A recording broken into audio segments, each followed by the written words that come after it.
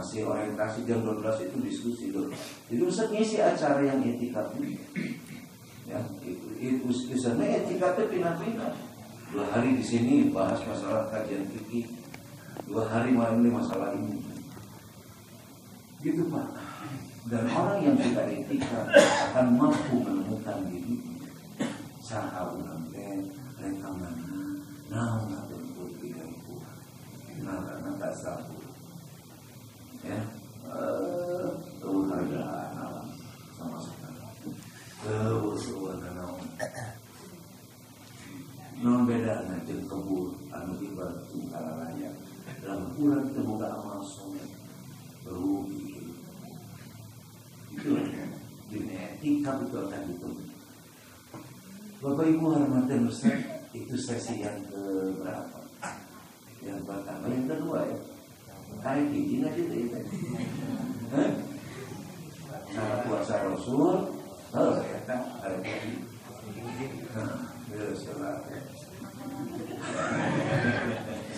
Yang kedua, Qurannya. Kenapa ada ayat Quran dikaitkan dengan Ramadan dengan dalil Syahrul Ramadan alladzi unzila fihi hudan linnas wa bayyinatin minal huda wal furqan. Yang pertama, apa Quran dan apa fungsi dari Quran? Kok kenapa dikaitkan dengan Ramadan? Ada apa? Kan gitu. Maka yang namanya Quran itu adalah yang disebut dengan the big program of God. Itu adalah program terbesar Allah, Quran. Kenapa terbesar? Karena tidak ada wahyu dan mukjizat yang terbesar untuk seluruh nabi kecuali Al-Quran. Dianalisa oleh para ulama, ya dari seluruh nabi teu aya nu pangageuna mukjizat kecuali Al-Quran. Bayangkan 30 sud berlaku sampai hari kiamat. Hartosna teu aya persoalan manusia nu moal kajawab kecuali Quran. Semuanya terjawab. Oleh itu ini Quran. Ada seorang profesor namanya Hardy. Dia anti Islam, dia ingin menghancurkan Islam dari sisi Al-Quran.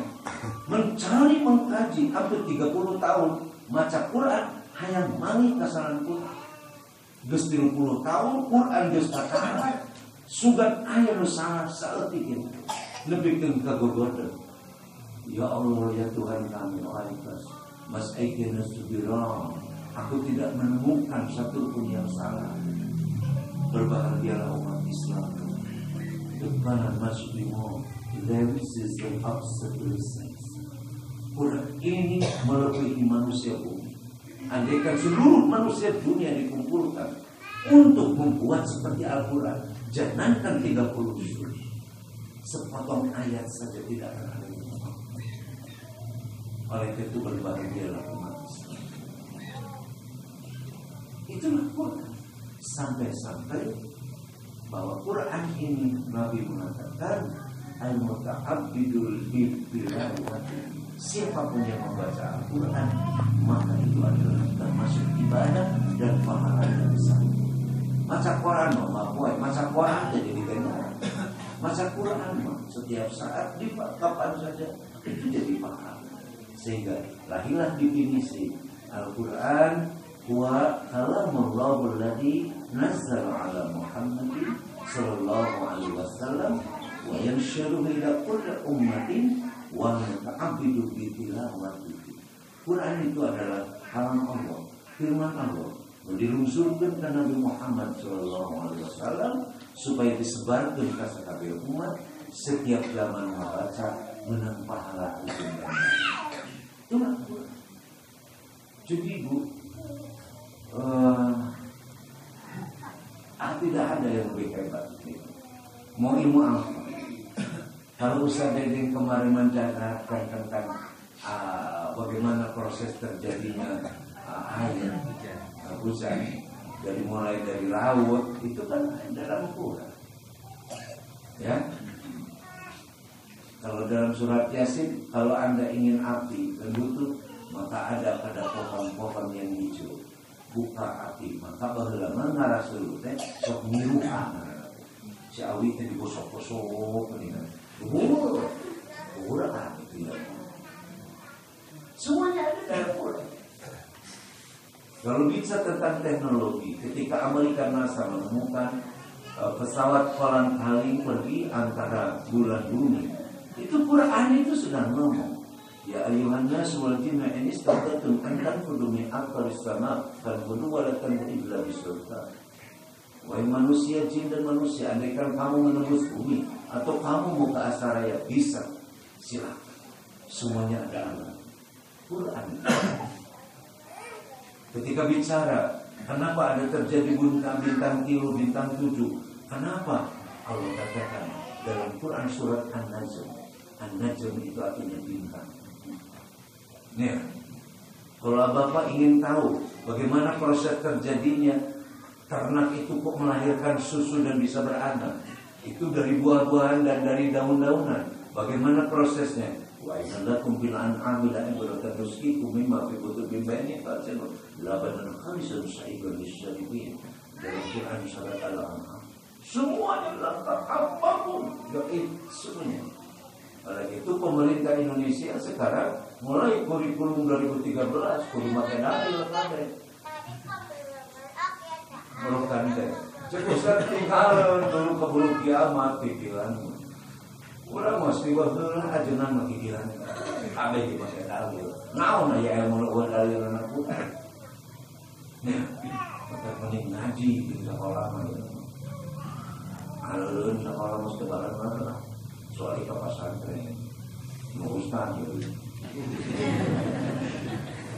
Ibu-ibu, bapak-bapak, ya, ini luar biasa. Quran, oleh karena itu mesti dibaca. Namanya Quran bacaan. Ya, saya sakit hati. Hari Ahad kemarin, Ustaz kan ke Pasir Kaliki, ke Pascal.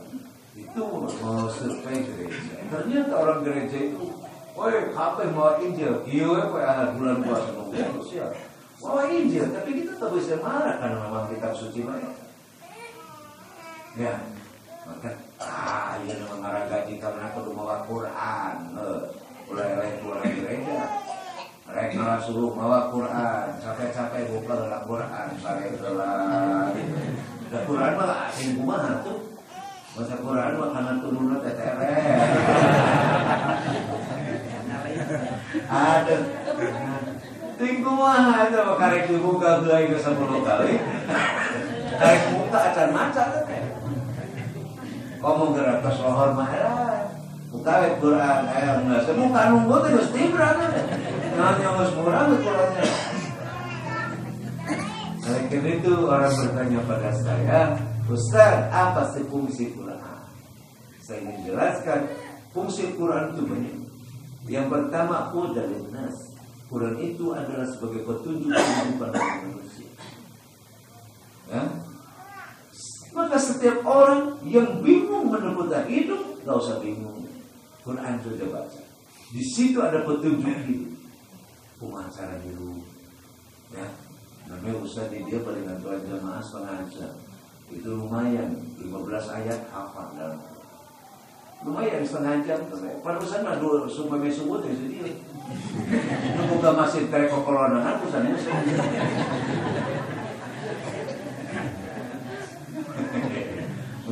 Lumayan, 15 ayat. Pada adalah Muhammadin Nabi sallallahu alaihi wasallam.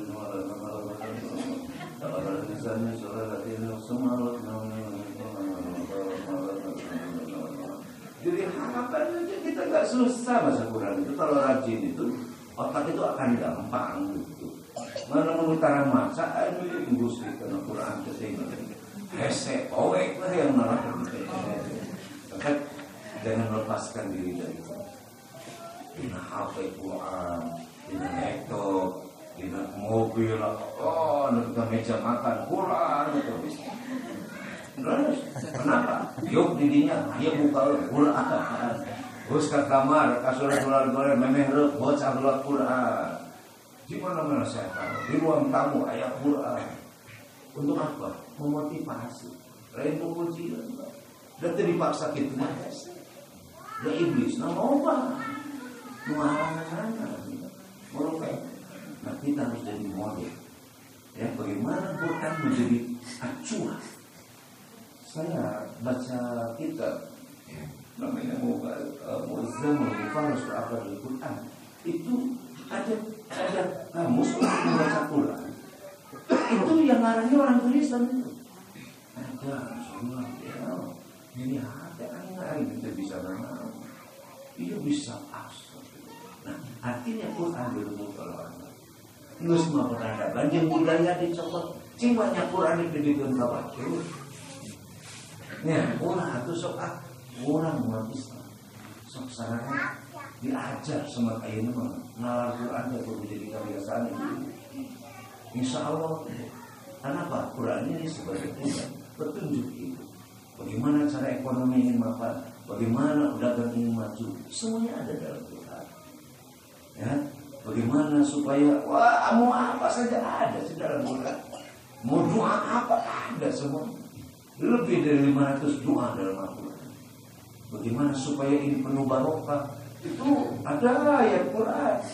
Seperti Nabi Nuh AS berdoa ketika di atas perahu karena dia mau turun. Allahumma anzilni munzalan mubarakan anta khairul munzilin. Lantas oleh Mufassir jelaskan bagaimana supaya ini barokah. Barokah itu apa? Bagaimana cara melahirkan barokah? Itu lengkap banget itu. Rumah hirup barokah samsara tapi barokah. Ya sakit mani obatnya sah. Ternyata Quran itu satu kuda sebagai petunjuk. Yang kedua, Quran ini adalah sebagai barometer kesehatan jiwa. Gitu. Biar ada esainya juga, tapi penting banget. Amun ulang baca Quran, hayang terus, barang berarti tercampur. Nah, awak kecampur. Kalau membaca Quran cara naon geus hayang eureun, nah ieu tadi. Nah gitu kan, nah itu ya. Jadi aneh oke teh. Ya, di surat Asy-Syura ayat 56 57 digambarkan. Jadi barometer hati. Sehingga inna hadal Quran syifa'ul lima fis sudur. Quran itu menjadi obat bagi hati. Ternyata bukan obat, tetapi sebagai barometer. Alat ukur. Lamun urang tercager baca Quran cager. Hayang terus berarti awak cager. Lamun dia baca Quran mung karek teh saya eureun awak deui. Jadi ngukur geuning jeung cager mah eta. Ngan mah hayang eureun we berarti geuning seumur umur.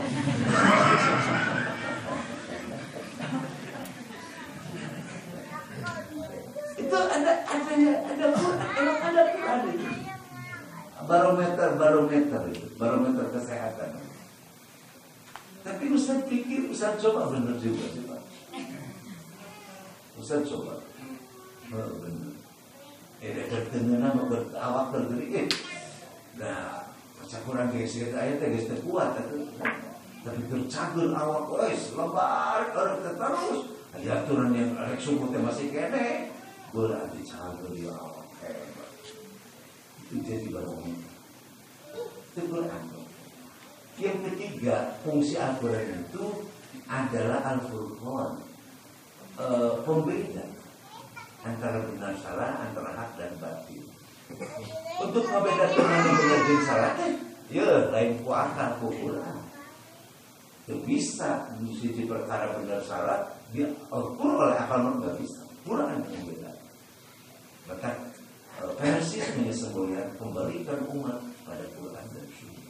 Untuk apa? Supaya tahu mana hak mana batil. Yang keempat, fungsi Quran ini adalah sebagai bayanan linnas. Bayanan itu penjelas. Malam ya'lam wa malam ta'lam. Naon aran jencan apa aja naon jencan maka tanya tuh bisa jelas semua. Naon wae sebenarnya jelas dalam. Ibu bapak-bapak hormatan Ustaz, Quran fungsinya banyak. Itu baru sebagian saja. Nanti kalau maju lagi kita buka khusus kajian Quran. Ya, ada banyak, ada 200 kitab ulumul Quran. Bukan sedikit, hampir 280 kitab ulumul Quran. Dari Mu'al-Tibyan, Al-Muyassar,